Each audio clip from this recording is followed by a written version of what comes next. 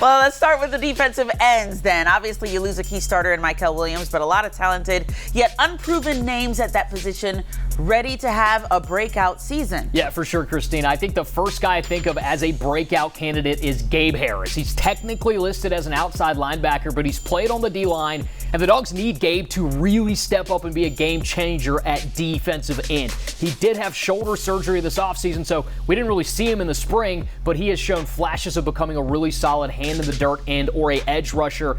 Gabe Harris has to be a factor this year for the Dogs. Then you look at Joseph Jonah Ajanya. He's a former five-star who played pretty well as a true freshman before a foot injury cut his season short. But this guy is 6'5", 265 pounds, Christine. He moves very well. He calls himself a quarterback hunter. Love it. And obviously Georgia needs him to be just that. I'm really excited to see what kind of player he can be in year two. And I think we'll hear that name called out plenty of times over the speakers at Sanford Stadium. And then after those guys, Christine, it gets kind of interesting. You've got redshirt freshman Justin Green and then the five-star true freshman Isaiah Gibson. Those guys certainly will get a chance to get on the field. Gibson in particular comes in with some high expectations.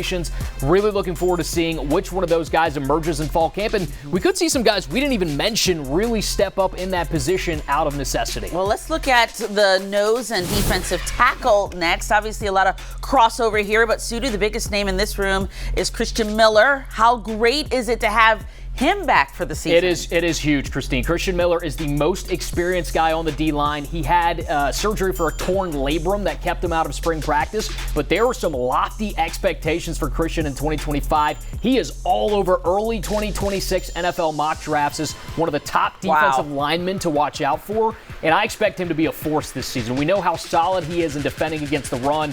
I would love to see him, though, get in the backfield a little bit more, maybe get those sack numbers up, but in my opinion, it starts with him on that D-line.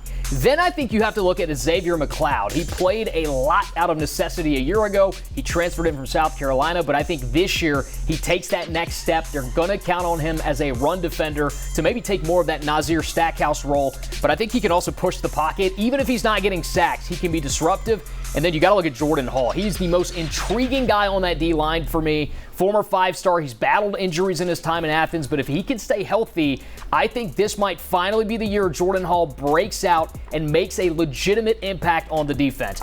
After the guys I mentioned, there's a lot of youth. Nnamdi Ogboko, Nasir Johnson, a couple of guys I look at to get more playing time, and then I think the early returns on them are pretty good. Then you got to look at Elijah Griffin. He was the #1 defensive lineman in the class of 2025 and the highest-ranked D lineman to sign with Georgia in Kirby Smart's tenure, which is saying a lot, Christine, obviously. Yeah. We've heard Jalen Carter comparisons, obviously way too early to say that, but he has great size, great athleticism, and I don't doubt that he'll get on the field. How much he plays is to be seen, but the hype will certainly be there for Elijah Griffin. Good to see. We'll see what happens now in the season.